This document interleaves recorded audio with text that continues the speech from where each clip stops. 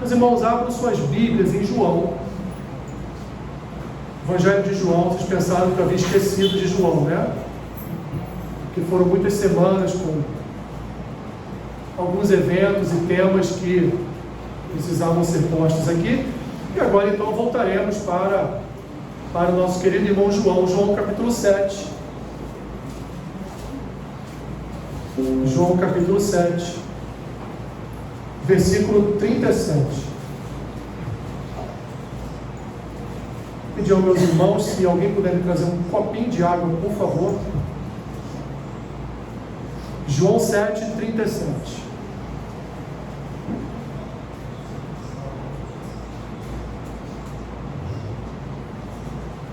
Amém? Quero orar antes de fazer a leitura da palavra. Senhor, sabemos que quando abrimos a Tua palavra, temos a certeza de que receberemos ela a partir da Tua boca, porque a Tua palavra é a Tua boca falando. Assim, Senhor, fala nesta manhã aos nossos corações, abençoa-nos com a porção da Tua palavra. O que nós te pedimos e assim oramos no nome de Jesus. Amém.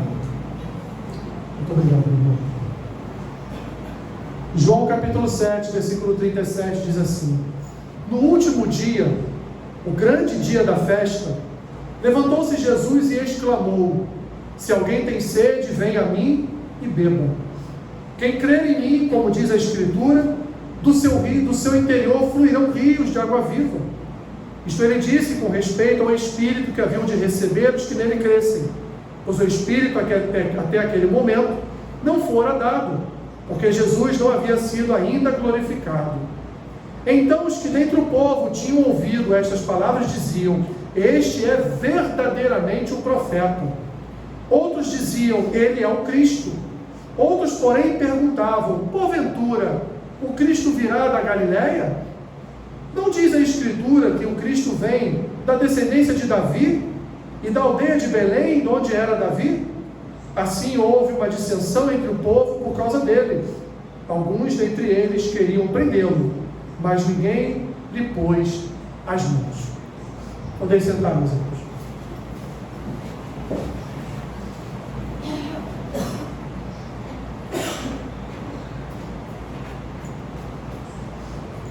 Pode um homem sobreviver sem água? Você conhece alguém aí que sobrevive sem beber? Você conhece aquela pessoa que quase não bebe água, né? Isso aí você conhece com certeza. Mas alguém que não bebe água, em hipótese nenhuma, você não conhece. Você não conhece ninguém que diz para você: eu não gosto de água, não tomo água. Não existe isso. Todos nós, meus irmãos, precisamos tomar água, até mesmo porque o nosso corpo, ele tem algo em torno de 70%, 70%, ele é composto por quê? Por água. A água, então, ajuda a hidratar, a água transporta nutrientes, transporta minerais, transporta o oxigênio. A água, ela então alimenta as células, auxilia na eliminação das toxinas através do suor, através da urina. Além, meus irmãos, de regular também a temperatura corporal. Já viu como está muito quente, está com muito calor, você toma aquela garrafa de água, logo depois começa a fazer o quê? Começa a suar, né? Ela mede a nossa temperatura, ela é um termômetro, ela vai ali equilibrando a nossa temperatura. De uma forma geral, meus irmãos, recomenda-se que, poucos fazem isso, né? Que a gente tome pelo menos uns 2 litros de água por dia. Quem é que toma aqui 2 litros de água por dia? Poucas pessoas, né? Nem metade da igreja toma os 2 litros de água aí que os médicos, né, os cientistas consideram o volume necessário para que a gente cuide bem do nosso corpo. Por que, meus irmãos? Porque a falta de água pode causar vários problemas ao funcionamento corporal, ocasiona desidratação, alterações do humor, dores de cabeça, cansaço, desânimo, desenvolve problemas renais e muitos outros problemas que podem ser ocasionados na nossa vida pela falta de água. Assim, meus irmãos, como o nosso corpo depende da água, assim como o nosso corpo não vive sem beber água, ele precisa de água todos os dias, a nossa alma também tem sede do Espírito. A nossa alma precisa também ser alimentada pelo Espírito todos os dias. E o que é ter uma alma alimentada pelo Espírito todos os dias? É você recorrer à presença do Espírito Santo em orações, é você se trancar lá no seu quarto e a sós, orar ao Senhor, que o Senhor ali secreto vai te ouvir, vai enviar do seu Espírito. Não é só isso, meus irmãos, mas é principalmente a disciplina espiritual da leitura das Escrituras. Não há como um crente estar com sua vida espiritual hidratada se ele não bebe das águas do Espírito, se ele não bebe das águas da palavra, se ele não bebe das águas do nosso Senhor e Salvador Jesus Cristo. Uma alma seca, meus irmãos, é uma alma sem vida. O salmo que nós fizemos a leitura nesta manhã, o Salmo 42, o que ele nos diz? Como suspira a corça pelas correntes das águas, assim por ti, ó Deus, suspira a minha alma. E o salmista complementa: a minha alma tem sede de Deus, sede do Deus vivo. Jesus, meus irmãos, já havia, alguns capítulos atrás, já havia saciado a sede de uma mulher samaritana, lembram? Do encontro de Jesus com aquela mulher no poço, ali ela tentando retirar a água, e Jesus pede a ela um pouco de água, e se estabelece ali todo o desenvolvimento da pregação do próprio Evangelho do Senhor, porque ele pregou a si mesmo para ela naquele momento, e disse a ela: olha, dessas águas aí, você sempre terá sede. Olha, Jesus já era cientista, né? Jesus já era um médico, porque ele disse: dessas águas, você sempre terá sede, mas se você tomar de outra água, a água que eu vou te oferecer, você nunca mais terá sede. A sua sede será saciada por completo. Jesus já havia saciado a sede da mulher samaritana, não com a água do poço, mas com as águas que dão vida. Mas infelizmente, meus irmãos, não só na história que está aqui registrada em João, em todo o capítulo 7, que a gente vê Jesus sendo perseguido, os guardas indo até Jesus para prendê-lo, só não encontraram, mas foram até ele para prendê-lo durante a festa dos tabernáculos. Muitos, infelizmente, não bebem dessa água, e por isso, meus irmãos, estão sempre famintos, estão sempre com sede. João nos apresenta um quadro em que nós nos encontramos no último dia da festa dos tabernáculos. Sabe o que era a festa dos tabernáculos? Sabe o que significava a festa dos tabernáculos?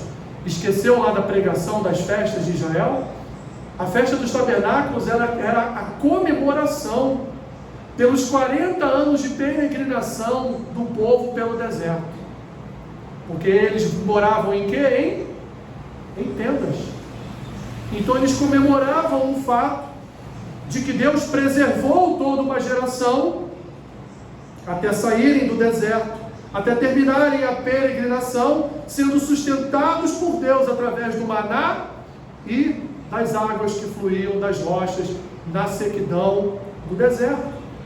Todos estavam ali, meus irmãos, em Jerusalém, lembrando o quanto o povo havia sido abençoado por Deus naquele deserto, mesmo com toda a desobediência, mesmo com toda a idolatria, mesmo sendo um povo que as Escrituras nos revelam que era um povo de dura cerviz, ainda assim esse povo foi sustentado por Deus, ainda assim Deus preservou toda uma geração para entrar na terra prometida, ainda assim Deus venceu seus adversários, Deus enviou comida, Deus enviou água, Deus tratou deles no dia, Deus tratou deles na noite, Deus cuidou de cada um deles, e eles estavam ali fazendo o quê?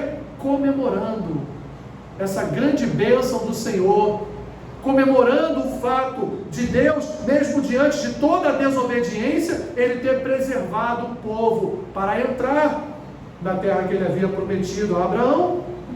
Agora imagine comigo, meus irmãos, só por um momento, aquele que sustentou Israel por 40 anos no deserto, estava agora diante deles, ali, em carne e osso.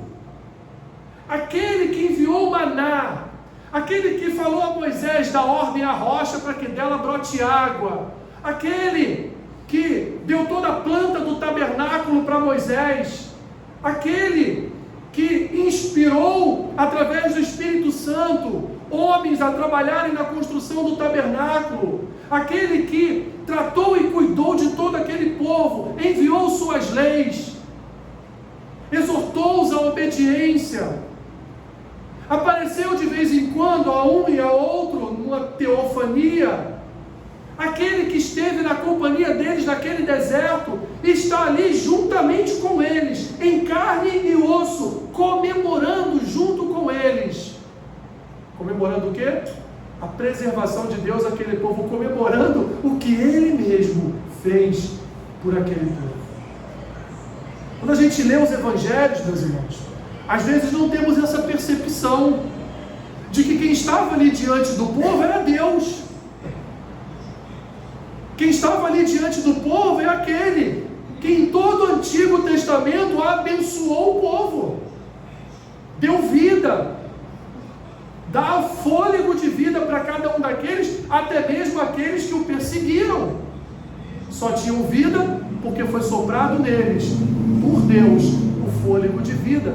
Então às vezes não temos essa percepção, mas Jesus está ali, comemorando juntamente com o povo a festa dos tabernáculos, por ordenança de Deus, por ordenança dele mesmo, comemorando algo que ele mesmo realizou na vida daquele povo. O dono da festa, meus irmãos, estava ali presente, não só por conta do Espírito de Deus, mas o dono da festa estava ali presente pessoalmente no meio daquele povo, comemorando o que ele mesmo fez na vida daquele povo. Aquele, portanto, que no passado enviou as codornizes com o maná para alimentar todo o povo, aquele que fez brotar água da rocha lá em Meribá, estava ali diante deles. Nunca, meus irmãos, nunca nos faltará a oferta de água, como disse Jesus, a mulher samaritana, e como diz Jesus aqui, quem crê em mim, do seu interior fluirão rios de águas vivas. Jesus está dizendo, nunca vos faltarão a oferta de água, mas devemos escolher também beber, porque a água nos é ofertada, mas bebemos ou não bebemos, mas Jesus de fato é, meus irmãos, fonte inesgotável de águas da vida. Não existe, como vai dizer J.C. Ryle, não existe em toda a terra quem não precise tomar das águas de Jesus. Não existe em toda a terra quem não precise saciar a sua sede, não só com essa água natural, mas principalmente com as águas do Espírito, com as águas do nosso Cristo. Meus irmãos, eu quero nesta manhã trabalhar com vocês diante dos argumentos de Jesus, com alguns argumentos. E eu inicio com uma pergunta: onde está a tua sede? Onde você tem depositado a tua sede? Muitos têm sede de dinheiro, muitos têm sede de poder. O poder. Como é bom nesse mundo, meus irmãos, ter poder. Alexandre de Moraes que eu digo, né? Muitos têm sede do prazer, os edonitas, que quem aqui está participando do curso de Epístolas Paulinas, viram lá no estudo aos Romanos, no primeiro capítulo, que Paulo fala ali, os edomitas. Temos os edomitas que se preocupam só em satisfazer o seu próprio prazer. Muitos buscam honra, posições, mas infelizmente não têm sede, a sede de salvação. E não é à toa, igreja, que a Bíblia refere-se ao homem natural como aquele que é cego, alguém que dorme, alguém que está praticamente morto. Onde está a tua sede? Feliz é aquele que tem experimentado a sede espiritual. Feliz é aquele, meu irmão e minha irmã, que tem experimentado das águas do Espírito e tem abastecido a sua vida com a verdadeira fonte de água, com a verdadeira fonte de vida. Todos nós um dia estávamos sedentos, mas Jesus saciou a nossa sede com as suas águas, como diz Davi, lá no Salmo 23, com as suas águas de descanso. Refrigerou a nossa alma com as águas da vida. A mulher samaritana não sabia que a sua sede poderia ser saciada pelas águas do Espírito. Aquela mulher estava em dor, estava em sofrimento, porque afinal de contas ela já estava indo para o 5º marido, né? Se aturar um já é difícil, imagina ela indo para o 5º. Estou aqui dando a colher de chá às irmãs, hein? Imagina isso. Imagina a vida daquela mulher. Ela estava ali, pegando alguns baldes de água naquele poço, mas o seu coração estava sedento como a corça. O seu coração estava aflito, precisando de um alimento que lhe desse vida e que mudasse e transformasse a sua história.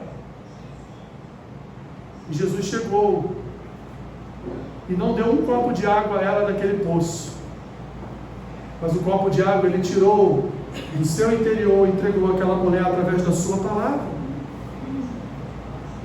Bem-aventurados os que têm sede, têm fome e sede de justiça, porque serão fartos. E essa justiça, meus irmãos, não é essa justiça que você já imaginou aí. Não é. Essa justiça é a justiça de estar alinhado com Deus da justiça. Fome e sede do Senhor, fome e sede do Deus da justiça. Segundo, meus irmãos, termino perguntando de novo, onde está a tua sede? Em segundo lugar, só há uma única alternativa para saciar a nossa sede. Nós não encontraremos das águas de descanso de Davi em nenhuma outra fonte. Você pode ir em qualquer lugar do mundo e você não abastecerá a sua alma com as águas que o Senhor Jesus abastece. Ele disse no versículo 37, se alguém tem sede, venha a mim e beba. Se alguém tem sede, venha a mim e beba. Jesus, meus irmãos, é a nossa verdadeira fonte de vida. Ele é aquele que sacia toda a nossa sede espiritual. Muitos buscam em várias outras religiões uma forma de saciar a sua sede, uma forma de alimentar a sua alma, uma forma de ocupar o seu coração com paz, com alegria, mas nunca encontrarão fora de Jesus essa paz, essa alegria, esse saciar da sede, esse alimento verdadeiro. Nunca encontrarão fora de Cristo a vida verdadeira. E por isso, meus irmãos, sofrem tanto. E por isso, nunca estão em paz. Jesus, meus irmãos, nos convida a se alimentar dele, porque ele sabe que só ele é a fonte de toda a vida. Ir a Cristo, portanto, significa crer nele, buscá-lo no Calvário, onde há pleno perdão, misericórdia e graça para todos que se arrependem e creem. Como saciar a nossa sede, meus irmãos, se nós no primeiro momento não reconhecemos que estamos sedentos? Como saciar a nossa sede se nós não vamos reconhecer que precisamos dessas águas? Em primeiro lugar, nos arrepender. Em primeiro lugar, ter a noção exata de quem somos. Em primeiro lugar, saber o quanto nós dependemos de sermos mergulhados nessas águas. Em terceiro lugar, meus irmãos, os que pela fé vêm a Cristo sempre encontrarão satisfação abundante.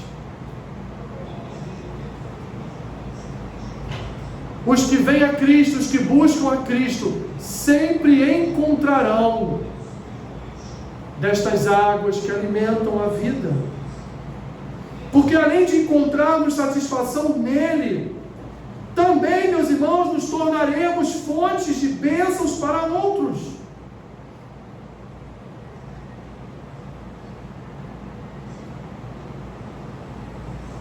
Versículo 38, ele diz: quem crê em mim, como diz a Escritura, do seu interior fluirão rios de água viva.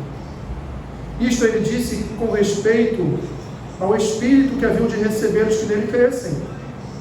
Pois o Espírito até aquele momento não fora dado, porque Jesus não havia sido ainda glorificado. Então, os que dentre o povo tinham ouvido estas palavras diziam: este é verdadeiramente o profeta.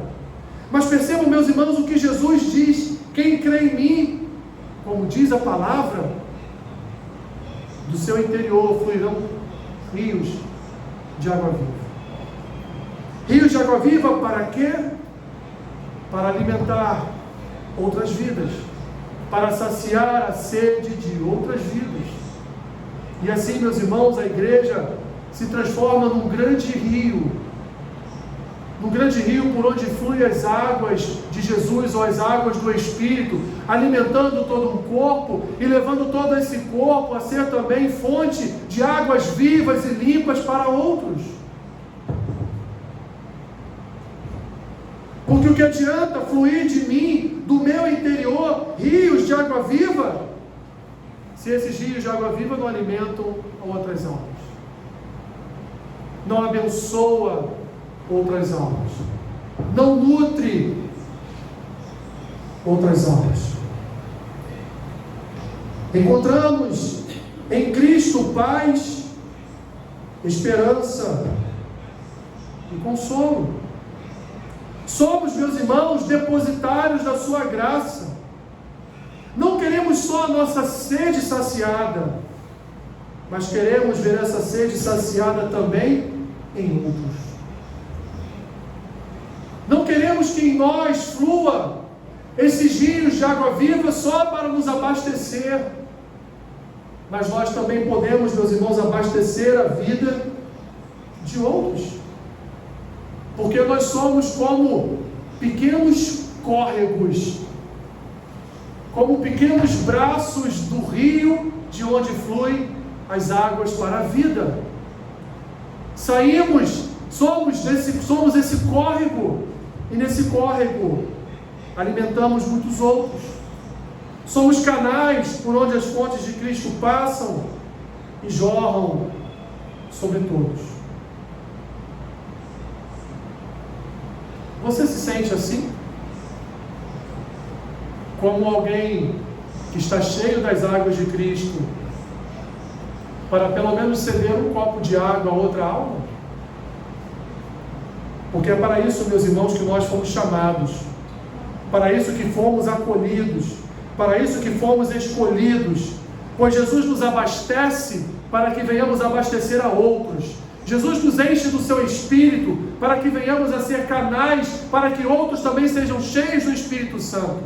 Somos árvores frondosas, não para que os nossos frutos caiam da árvore e sejam ali alimento de bichos na terra, mas somos árvores frondosas para que os nossos frutos venham alimentar outras vidas, para que outras vidas possam se alimentar das nossas vidas, para que outras vidas possam beber das fontes que jorram do nosso coração, para que outras vidas possam se alimentar da nossa vida, para que outras vidas vejam em nós a imagem do Cordeiro, a imagem do Santo de Deus, para que o Evangelho seja pregado, multiplicado, reverberado e alcance o coração daqueles que se encontram perdidos, com sede, precisando das águas de Jesus. Nós, meus irmãos, como vimos no início, nós não podemos sobreviver sem água. Nosso corpo não suportaria tantos dias sem o alimento, sem a água. Assim também não podemos sobreviver sem a fonte de água viva, que é o próprio Jesus, que o mesmo evangelista João chama no primeiro capítulo do seu evangelho de o Verbo. Não podemos, meus irmãos, deixar de beber destas águas, de beber desta fonte, porque só esta fonte vai saciar a nossa sede interior.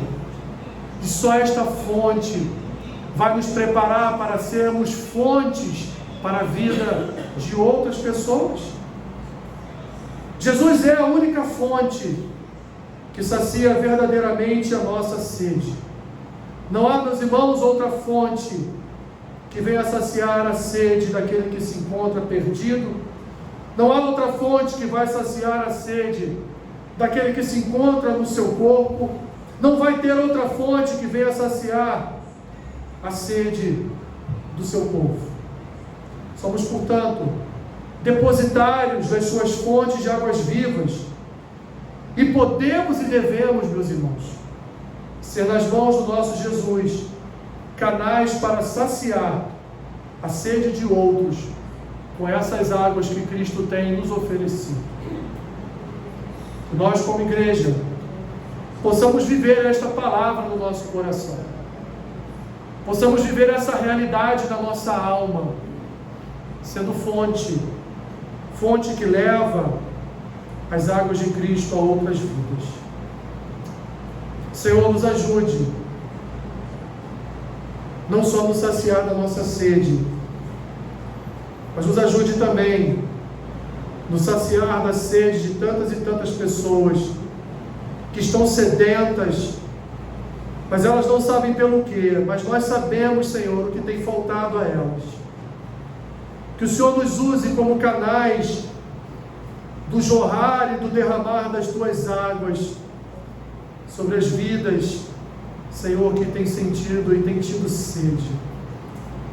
Ajuda-nos a saciar, através dessas águas, a sede, Senhor, de outras pessoas. Abençoa-nos, ajuda-nos, como igreja, que nós possamos, Senhor, reverberar a Tua palavra, porque ela é fonte, ela é a fonte de águas para a vida. Eu abençoo, Senhor, o pão e o cálice, que serão agora ministrados sobre o Teu povo.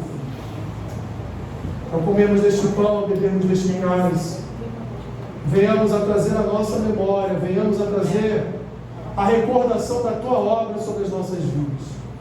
Em nome de Jesus. Amém.